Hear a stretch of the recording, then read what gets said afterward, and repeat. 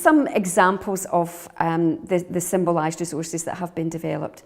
For our bronze criteria, our very basic criteria, we said that the basics of that were environmental labelling, so things like doors, storage resources, entrance halls, classroom labelling and organisation, children's trays, cupboards, storage areas, classroom areas. And almost the most important thing throughout that is use of a visual timetable in all classrooms, and that have to be referred to and used on a daily basis.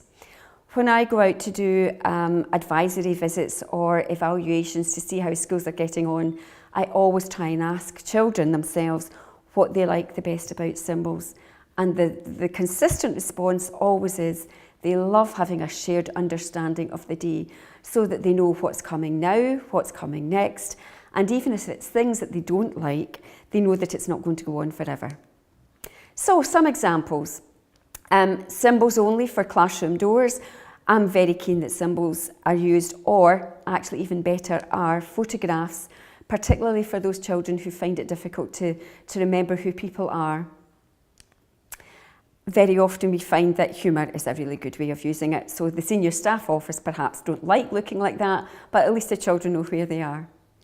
Simple things like storage resources, where they're used for teachers' resources areas, I can assure you that they're very much more tidy because people know where things are and where to put them back.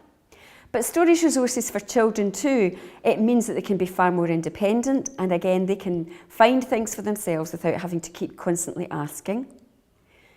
Topic-based resources, even just very straightforward resources. Classroom areas are important because children can find where they're going, or those children who need some symbol support to access maybe areas that they're not so confident in, then can go and find the areas they should be in and match them. Just simple areas in early years provisions, where their photographs and resources should be.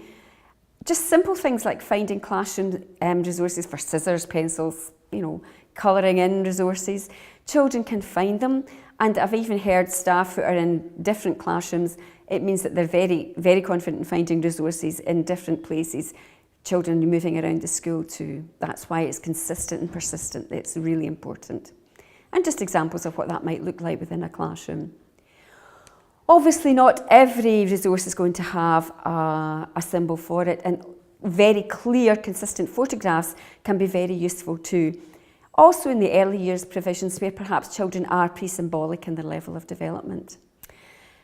Sometimes teachers even go to the extent of using resources where they have symbols on their jotters for different subject areas, and things like having cupboards or trays where homework has to go, or where it's been marked and children can find it when it's been marked. Again, instilling self-confidence all the time so that they know where things are without having to keep going and asking for staff support. Even in early years, children can get very useful support as to where things should be. Different examples of timetables. Schools very often have whole school timetables where the big events like parents' nights or drama clubs or choirs, things like that, can be there, and even very useful things where activities are not on are very useful.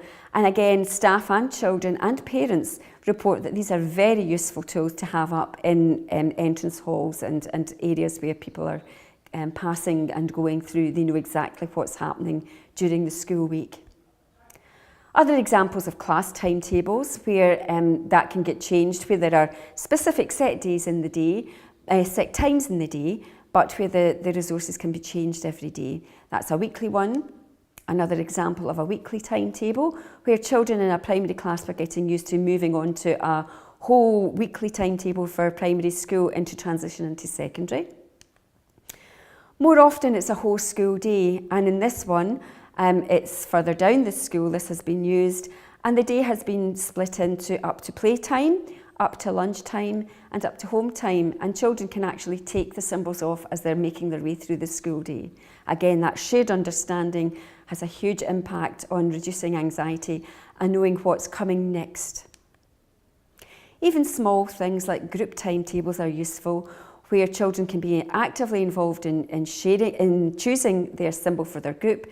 And again, once a task is finished, they can go and see what activity they are supposed to be doing, or the choices of activities that are there for them. What we found too are individual timetables, where those can be used throughout this classroom for all of the children. This is an example of a primary 1 timetable where the children were learning the routine for coming in the morning. Everyone used the top visual schedule because it got the children used to what they were having to do. They would tick each one as they went, and they got to have their soft start where they chose a toy or an activity to do after they'd come in and signed themselves in, put their packed lunch in, etc. Individual routines were very often used, especially further down the school, where perhaps a primary 1 class were getting used to the daily routine for coming in the morning.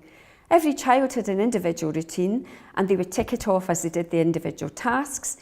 But the individual routine underneath is an example of where a child with narcissistic spectrum disorder needed to know if there were any changes in the morning and came in quite anxious if things were different in the classroom.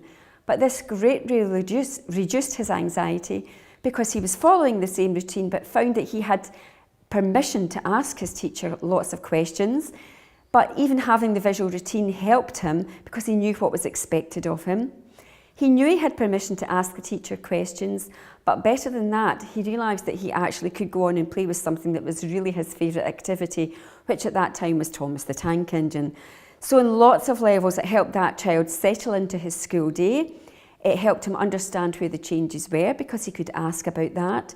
He was in a far better place to learn when that early morning transition was done, and he was very settled because he was allowed to play with his own special toy to get him reduced in anxiety and ready to be a part of the school morning and a part of his peer group within his own class.